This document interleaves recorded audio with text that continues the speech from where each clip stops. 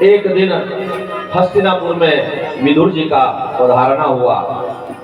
विदुर जी हस्तिनापुर में आए। महाराज युधिष्ठिर ने उनके चरणों की वंदना करी, बारंबार उनको प्रणाम करा, कुशल क्षेम आदि पूछ करके वे उन्हें अपने सिंहासन पर बैठाकर उनसे पूछते हैं कि काका जी, आप तीर्थाटन को गए थे, समस्त जगह जगह के तीर्थों को आपने देखा होगा, तो वे तीर्थ कैसे हैं, उनकी महत्ता क्या है? ऋषियों ने कहा है कि तीर्थों में जब भी जाएं तो दो चीजें ध्यान रखें। एक तो तीर्थों में गंदगी ना करें,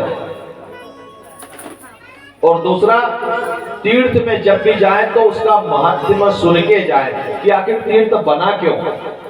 तीर्थ तीन प्रकार से बनते हैं। पहली बार तो या तो वहां किसी देवता का जन्म हुआ हो, जैसे मथुरा, या वहां पर देवता ने अपनी लीला करी हो, जैसे द्वारिका, जैसे अयोध्या, जैसे चित्रकूट। दूसरे तीर्थ बनते हैं किसी संत, ऋषि और तपस्वी के तप के कारण, जैसे तीर्थराज प्रयाग भरद्वाज ऋषि की तपोस्थली है, जैसे हिमालय, कई ऋषि वहां पर निवास करते हैं, जैसे हरिद्वार मैत्रेय ऋषि की तपोभूमि है। हमारा जिस नगर में हम रहते हैं, ये यद्यपि रामचरितमानस के अनुसार, वाल्मीकि रामायण के अनुसार तो खरदूसर का क्षेत्र है। खरदूसर यहाँ पर रावण के स्लीपर सेल के रूप में कार्य किया करते थे। यद्यपि यह आर्यावर्त है, ये भारत है, लेकिन रावण ने यहाँ पर अपनी राक्षसी प्रवृत्ति को बढ़ाने के लिए खर और दूषण को नियुक्त कर रखा था। लेकिन हमारे ऊपर भगवान की ऐसी परम कृपा हुई कि यहाँ पर अवधूत संत दादाजी धूने वाले का निवास हो गया। वे यहाँ पर आए और 3 दिनों तक रुके। 2 बार खंडवा आए दादाजी महाराज। एक बार खंडवा आए थे तो छोटी नदी के रास्ते से आए थे, और जहां पर माता काली बैठाई जाती है, सियाराम चौक वाली, वहां पर एक दरबार का घर है। उस दरबार के घर पे रुके थे। वो तख्त आज भी है जिस पे दादाजी महाराज बैठे थे, और उनके द्वारा श्री हनुमान जी महाराज की स्थापना की गई है। वो हनुमान जी का मंदिर भी आज है सियाराम चौक पे। दूसरी बार आए तो दादाजी की जमात जा रही थी, सेठानी बाई ने उनको रोक लिया, और सेठानी बाई ने उनको रोका तो दादाजी की आज्ञा थी कि भाई मैं रुकूंगा जब तक यहाँ पर भंडारा चलना चाहिए। तो सेठानी बाई भंडारा करती रही। दादाजी ने कहा मैं आराम करता हूँ, सो गए।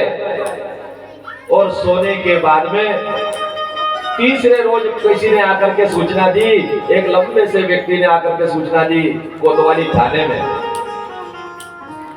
कि यहाँ पर दूर अवधूत संत दादाजी धूने वाली के जमात रुकी हुई है, और वहां धूनी लगी है, और सारे संत वहां पर दादाजी नाम गा रहे हैं, दादाजी नाम भज रहे हैं।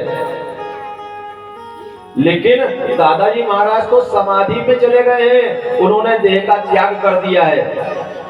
और दादाजी महाराज सो रहे थे। 3 दिन उनको सोते हुए किसी ने जगाया नहीं, क्योंकि दादाजी ना सोते थे और ना कुछ खाते पीते थे, ना नहाते धोते थे। नहाते तो कोई ने देखा, ना नहाते धोते देखा किसी ने, ना खाते पीते देखा।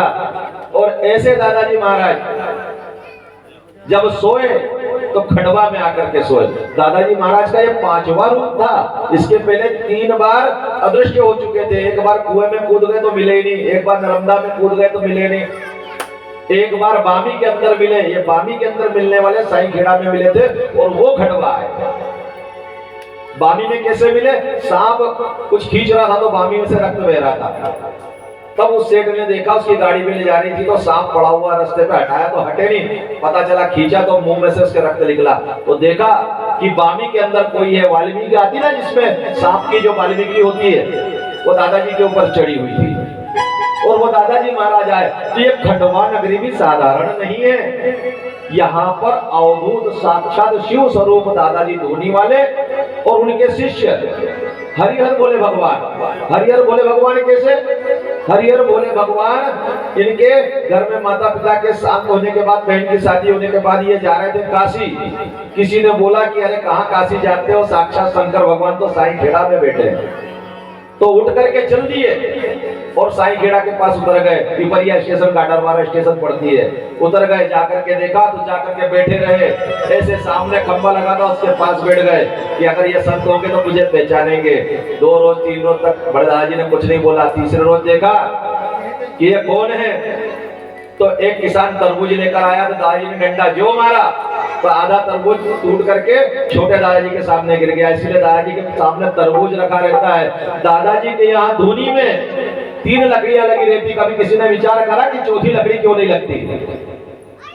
किसी ने विचार करा? त्रिगुणात्मक चीजें दादाजी के पास, तीनों गुण भस्म हो जाते हैं धुनी में। सत्व गुण, रजगुण और तमो गुण। दादाजी गुणातीत हैं। दादाजी महाराज तीनों गुणों से परे हैं। दादाजी महाराज के पास तरबूज हमेशा रखा रहता है। तरबूज का मतलब होता है अगर बूझ लेगा तो तर जाएगा कि दादा कौन है। बूझ लेगा तो तर जाएगा दादा कौन है। 3 रोज के बाद छोटे दादाजी महाराज को तरबूज खाने को मिला और छोटे दादाजी महाराज को डंडे का प्रसाद मिला बड़े दादाजी महाराज का। ऐसे दादाजी महाराज खंडवा की जो भूमि है ना, पतित पावन है।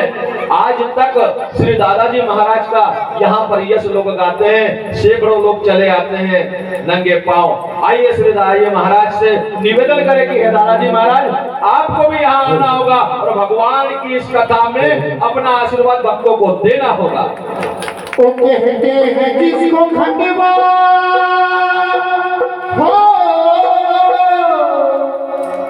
कहते